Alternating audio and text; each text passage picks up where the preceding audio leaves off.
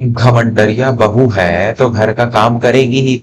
नौकरी नहीं करती है, पैसे नहीं कमाती है तो घर संभालेगी ही। कोई रानी थोड़ी है। सुबह सुबह रसोई से आती सविता देवी की तेज आवाज पूरे घर में गूंज रही थी। नमस्कार दोस्तों, मैं विवेक वर्मा आपके अपने चैनल वर्मा स्टोरीज में आपका हृदय से स्वागत करता हूँ। दोस्तों, एक घर की चार दीवारी के भीतर जो औरत अपना पूरा जीवन खपा देती है, अक्सर उसी औरत को समाज और उसका अपना परिवार सबसे ज्यादा नकारा समझता है। लोगों को लगता है कि जो इंसान बाहर जाकर पैसे नहीं कमाता उसका घर में कोई मोल नहीं होता। एक गृहिणी की कोई छुट्टी नहीं होती, उसका कोई वेतन नहीं होता, लेकिन फिर भी उसे हर दिन अपने वजूद की कीमत चुकानी पड़ती है। आज की हमारी कहानी एक ऐसी ही बहू की है जिसे उसके ही घर में एक मुक्तखोर और बोझ समझा गया। लेकिन उस खामोश बहू के भीतर एक ऐसा तूफान पल रहा था जिसने एक दिन पूरे परिवार के अहंकार को राख में मिला दिया। यह कहानी आपको यह सोचने पर विवश कर देगी कि कभी भी किसी की खामोशी को उसकी कमजोरी समझने की भूल नहीं करनी चाहिए।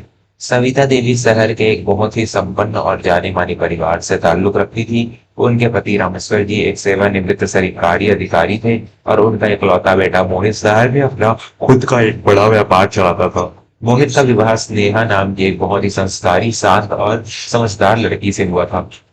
स्नेहा ने वाणिज्य कॉमर्स में उच्च शिक्षा प्राप्त की थी और वह एक बहुत ही मेधावी छात्रा रही थी। लेकिन विवाह के समय मोहित ने स्नेहा के परिवार के सामने एक बहुत ही स्पष्ट शर्त रखी थी। देखिए, मेरे घर की औरतें बाहर जाकर काम नहीं करती। मैं इतना कमाता हूँ कि अपनी पत्नी को महारानी बनाकर रख सकता हूँ। मेरी पत्नी केवल मेरे घर को संभालेगी और मेरी माँ की सेवा करेगी। मोहित ने अपने अहंकार में चूर होकर कहा था। स्नेहा ने अपने माता पिता की इज्जत और परिवार की शांति के लिए खुशी खुशी अपने करियर का बलिदान दे दिया था। वह पूरे मन से उस घर की बहू बन गई थी। लेकिन इंसान की फितरत बहुत अजीब होती है। शुरुआत में जो सविता देवी एक घरेलू बहू पाकर बहुत खुश थी, कुछ ही सालों में उनका नजरिया बदल गया जब उन्होंने अपनी सहेलियों और रिश्तेदारों की बहनों को लाखों रुपए कमाते हुए देखा। तो उनके मन में लालच और जलन पैदा हो गई। उन्हें लगने लगा कि उनकी बहू स्नेहा तो बस घर में बैठकर उनके बेटे की कमाई पर ऐश कर रही है। हर सुबह की शुरुआत स्नेहा के लिए किसी अग्नि परीक्षा से कम नहीं होती थी। वह सुबह 5 बजे उठकर पूरे घर की सफाई करती, सबके लिए अलग अलग नाश्ता बनाती, रामेश्वर जी की दवाइयों का ध्यान रखती और फिर पूरे दिन घर के अनगिनत कामों में बिजी रहती। लेकिन सविता देवी के ताने कभी कम नहीं होते थे। आज सुबह भी नाश्ते की मेज पर जब स्नेहा ने सविता देवी को चाय का प्याला दिया तो चाय थोड़ी ठंडी हो गई थी। सविता देवी ने प्याला मेज पर पटक दिया और चिल्लाते हुए बोली, घमंडरिया बहू है तो घर का काम करेगी ही। नौकरी नहीं करती है, पैसे नहीं कमाती है तो घर संभालेगी ही। कोई रानी नहीं थोड़ी है। एक कप चाय तक ढंग से नहीं बनती तो उससे दिन भर घर में मुफ्त की रोटियां तोड़ती है, फिर भी कोई काम समय पर नहीं होता। रामेश्वर जी अखबार पढ़ रहे थे। उन्होंने अपनी पत्नी को टोकते हुए कहा, सविता, क्यों सुबह सुबह बच्ची का दिल दुखाती हो? वो सुबह 5 बजे से मशीन की तरह काम कर रही है। घर का सारा बोझ उसी के कंधों पर है। सविता देवी भड़क उठी। कौन सा बड़ा बोझ उठा लिया है इसने? दुनिया की बाकी औरतें भी घर संभालती हैं और साथ में बाहर जाकर लाखों रुपए कमाकर भी लाती हैं। श्रीमती शर्मा की बहू को देखिए, बैंक में बड़ी अधिकारी है, हर महीने 2 लाख रुपए घर लाती है। और यह एक है जो मेरे बेटे की गाड़ी कमाई पर दीमक की तरह लगी हुई है। स्नेहा खामोशी से सिर झुकाए सब सुन रही थी। उसकी आंखों में आंसू थे लेकिन उसने उन्हें छलकने नहीं दिया। तभी मोहित अपने कमरे से बाहर आया। स्नेहा को लगा कि मोहित शायद उसका पक्ष लेगा, लेकिन मोहित का अहंकार भी आसमान पर था।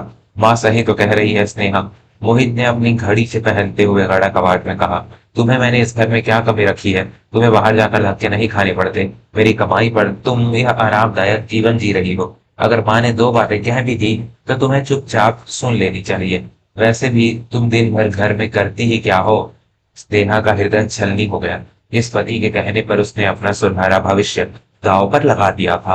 आज वही पति उसके पूरे दिन के अथक परिश्रम को शून्य बता रहा था। स्नेहा ने एक गहरी सांस ली और बिना कुछ कहे रसोई में वापस चली गई। दिन बीतते गए और सविता देवी का अत्याचार बढ़ता गया। एक दिन सविता देवी ने घर पर अपनी सहेलियों के लिए एक बड़ी दावत किटी पार्टी रखी थी। स्नेहा ने सुबह से ही रसोई में पसीना बहाकर तरह तरह के स्वादिष्ट पकवान बनाए थे। जब सहेलियां आई तो स्नेहा उन्हें चाय और नाश्ता परोसने लगी। तभी एक सहेली ने पूछा, अरे सविता, तुम्हारी बहू तो बहुत ही सुंदर है, क्या यह कहीं काम वाम नहीं करती? सविता देवी ने बहुत ही व्यंग्यात्मक हंसी हंसते हुए कहा, अरे काम इसे तो बस सोने और खाने का काम आता है। आज के ज़माने में जहाँ औरतें मर्दों के कंधे से कंधा मिलाकर चल रही हैं, वहाँ मेरी किस्मत में यह अनपढ़ों की तरह घर में बैठने वाली बहू आ गई। क्या करूँ? बेटे की कमाई का पैसा बर्बाद करने के लिए कोई तो चाहिए ना। सारी सहेलियां जोर जोर से हंसने लगी। स्नेहा वहां खड़ी यह सब सुन रही थी। उसे ऐसा लगा जैसे किसी ने उसके आत्मसम्मान पर खौलता हुआ पानी डाल दिया हो। वह दौड़कर अपने कमरे में गई और दरवाजा बंद करके फूट फूट कर रोने लगी। लेकिन स्नेहा कमजोर नहीं थी। वह जानती थी कि रोने से उसकी तकदीर नहीं बदलेगी। उसी रात जब घर के सभी लोग सो गए, रात के 11 बज रहे थे, स्नेहा ने अपने कमरे की अलमारी के सबसे निचले हिस्से से अपना पुराना कंप्यूटर लैपटॉप निकाला।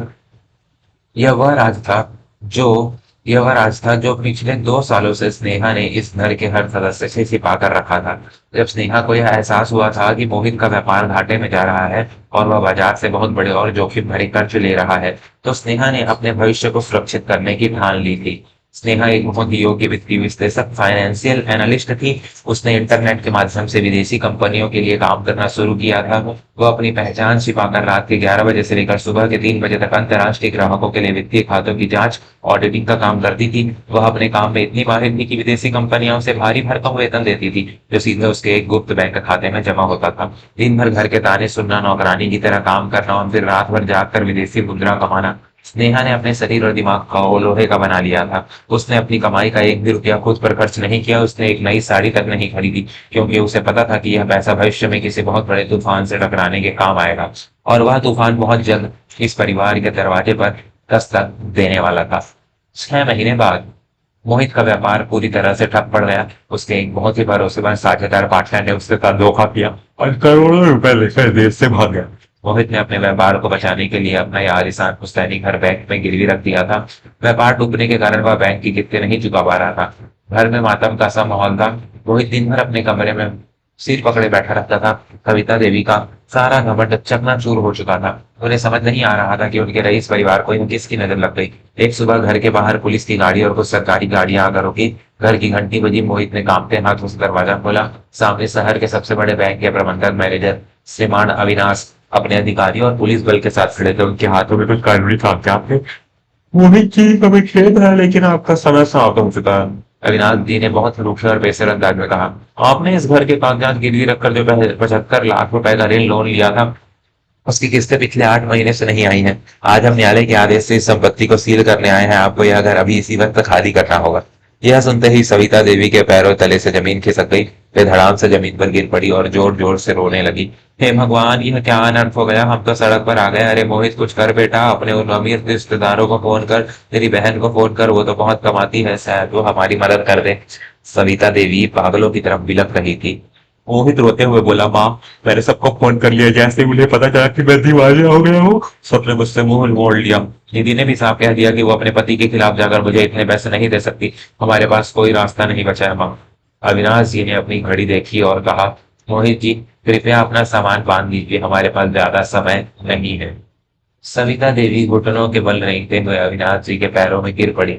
साहब, मेरे पति बहुत बीमार हैं। इस उम्र में हम कहाँ जाएंगे। हमें कुछ दिन का समय दे दीजिए साहब, मैं आपके हाथ जोड़ती हूँ। जिस सविता देवी को अपने पैसों और रुतबे पर इतना घमंड था, आज वह एक साधारण बैंक कर्मचारी के पैरों में गिरकर भीख मांग रही थी।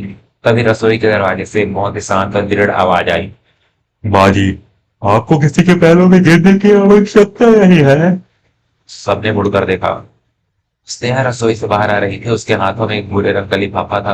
वह बहुत ही आत्मविश्वास के साथ चलकर अविनाश जी के सामने आकर खड़ी हो गई। अविनाश जी ने जैसे ही स्नेहा को देखा, उसके चेहरे के भाव पूरी तरह से बदल गए। उनकी आंखों में एक अजीब सा आश्चर्य और गहरा सम्मान झलकने लगा। अविनाश जी ने तुरंत अपने हाथ जोड़े और थोड़े झिझकते हुए स्वर में कहा, अरे मैडम, आप यहाँ इस घर में। मोहित और सविता देवी हैरानी से अविनाश जी को देखने लगे। उन्हें समझ नहीं आ रहा था कि बैंक का इतना बड़ा अधिकारी स्नेहा जैसी साधारण और मुक्तखोर गृहिणी को इतने सम्मान से मैडम क्यों कह रहा है। अविनाश जी ने मोहित की तरफ देखा और कहा, सर, आप बहुत खुश नसीब हैं। शायद आप जानते नहीं हैं, लेकिन आपकी पत्नी हमारी बैंक की सबसे विशिष्ट और प्रतिष्ठित ग्राहकों में से एक है। यह शहर की सबसे बड़ी अंतर्राष्ट्रीय वित्तीय सलाहकारों में गिनी जाती है। विदेशी कंपनियों के बड़े बड़े खाते ये घर बैठे संभालती है। मोहित का मुंह खुला का खुला रह गया। सविता देवी की आंखें फटी की फटी रह गई। स्नेहा ने वह पूरा लिफाफा खोला और उसमें से एक बैंक का धनादेश, डिमांड ड्राफ्ट निकालकर अविनाश जी के हाथों में रख दिया। अविनाश जी, यह पूरे 75 लाख रुपए का धनादेश है। मेरे पति के ऋण का पूरा भुगतान आज ही इसी वक्त कर दीजिए और इस घर की असली कागजात मुझे सौंप दीजिए। स्नेहा ने बहुत ही कड़क और अधिकारपूर्ण आवाज में कहा। अविनाश जी ने मुस्कुराते हुए वह धनादेश ले लिया। बिल्कुल मैडम, आपका खाता हमारे बैंक में ही है, इसलिए प्रक्रिया तुरंत पूरी हो जाएगी। हम अभी यह घर सील करने का आदेश रद्द करते हैं। बैंक के अधिकारी कागजी कार्यवाही पूरी करके वापस लौट गए। घर में एक भयानक और भारी सन्नाटा छा गया। मोहित और सविता देवी भूतों की तरह अपनी जगह पर जमे हुए थे। उनके दिमाग इस सच्चाई को स्वीकार ही नहीं कर पा रहे थे। मोहित हकलाते हुए बोला, आगे बढ़ा। नेहा, यह सब क्या है? इतने सारे पैसे हैं, 75 लाख रुपए तुम्हारे पास कहाँ से है? और वो मैनेजर तुम्हें इतनी अच्छी तरह कैसे जानता था? स्नेहा ने मोहित की आंखों में आंखें डाली। आज उसकी आंखों में कोई आंसू या डर नहीं था, बल्कि स्वाभिमान की एक धधकती हुई ज्वाला थी। यह वो पैसे हैं मोहित, जो मैंने मुफ्त की रोटियां तोड़कर नहीं, बल्कि अपने खून और पसीने को जलाकर कमाए हैं। स्नेहा की आवाज पूरे घर में गूंज रही थी। स्नेहा ने सविता देवी की तरफ मुड़कर देखा, जो अभी भी जमीन पर बैठी कांप रही थी। माँ जी, आप रोज मुझे ताने मारती थी ना कि मैं आपके बेटे की कमाई पर ऐश कर रही हूँ। आप जानना चाहती है कि मैं दिन भर घर में क्या करती थी? मैं सुबह 5 बजे उठकर आपके लिए चाय बनाती थी, दिन भर इस घर को चमकाती थी, बाबूजी की सेवा करती थी, आपके मेहमानों के झूठे बर्तन धोती थी। और जब रात को आप सब लोग गहरी नींद में सो जाते थे, तब मैं रात के 11 बजे से लेकर सुबह 3 बजे तक जाकर विदेशी कंपनी के लिए काम करती थी।